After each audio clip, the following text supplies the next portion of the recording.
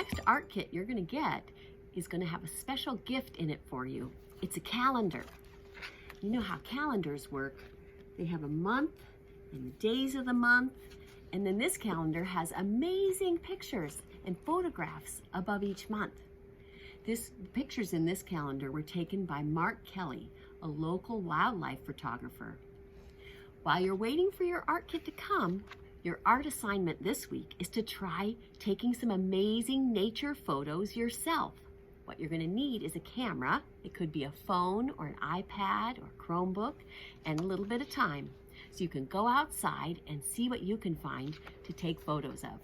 I'll bet Mark Kelley has some good tips and suggestions for us on how to take great photographs. Let's go visit Mark.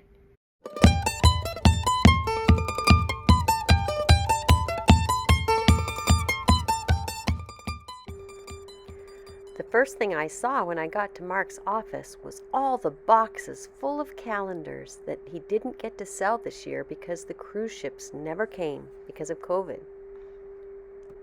I tried to imagine what questions you would have for Mark, and so I asked him, what does your camera look like? Wow, that's a big piece of equipment. Now, most of our kids are going to be taking pictures with their iPads or their parents' cell phone. Most people take pictures, and even some professional photographers just use their iPhones now.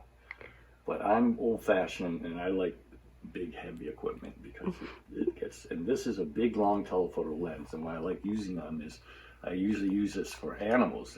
I don't want to get too close to disturb them, so I can be way back and share in their life without altering their life. So I use this very long, heavy lens. You couldn't do that with an iPhone. Okay, Nancy, what do you think? Well, I can't even figure out how to hold it. Whoa! Wow! There you go. And then you gotta hold that steady. Oh, wow. I'm kind of wobbly because it's so heavy. I don't know how you do that. Anyways.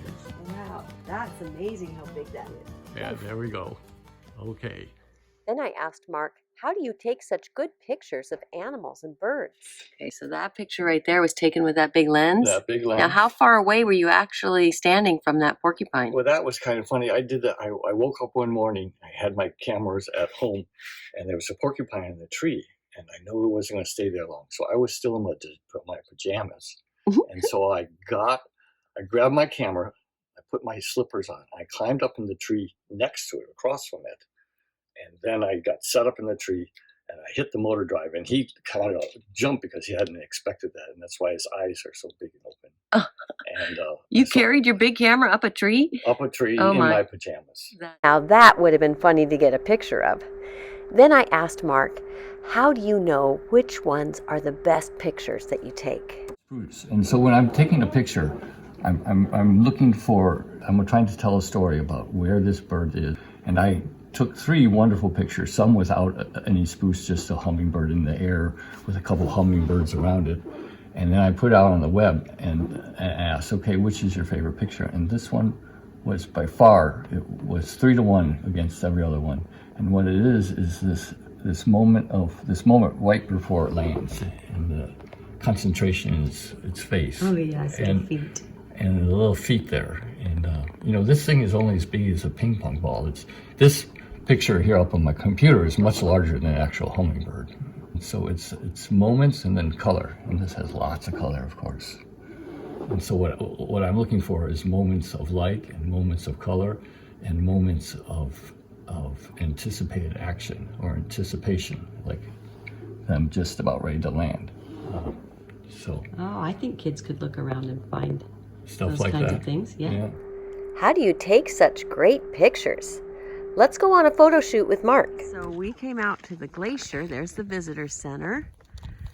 And Mark and I are going to head out towards Photo Point to see what we can see. If you want to shoot wildlife, you can shoot wildlife if you got a dog or a cat or a bird in the house. There's some animals you can photograph and get portraits of them and get them running in the yard or hopping or jumping or whatever your dog or cat does. You can go to the shore or go downtown and shoot the seagulls hanging out. You got bird photography. So you don't need to get exotic eagles or anything like that. There's stuff all around you really close that you could practice your wildlife photography. Mark and I walked out to the waterfall, and he shared with me a few things about taking pictures. So Mark, as you're standing here looking at this beautiful falls and the glacier and mountains and the lake, how do you decide what might make a good picture? What Mark said was, look for what interests you and get a picture that tells a story. Mark pointed out that getting a picture of the person in the foreground in front of the glacier would tell more of a story.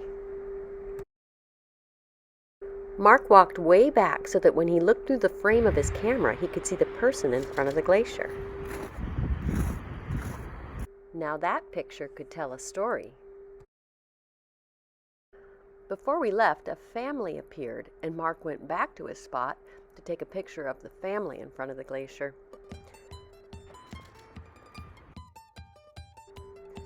Mark says being a photographer takes time.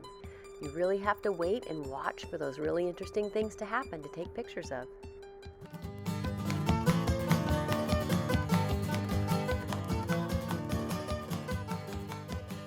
Well, that was fun, spending some time with Mark Kelley and hearing what he thinks about when he takes his photographs. Now it's your turn. Find a camera on a phone or an iPad or another device. Grab a friend or a family member and head outside to see what you can find to take pictures of. Then when you get home, go through your pictures and pick the one that you think was the very best picture you took today. I hope you have a lot of fun being a nature photographer this week. We'll see you next time.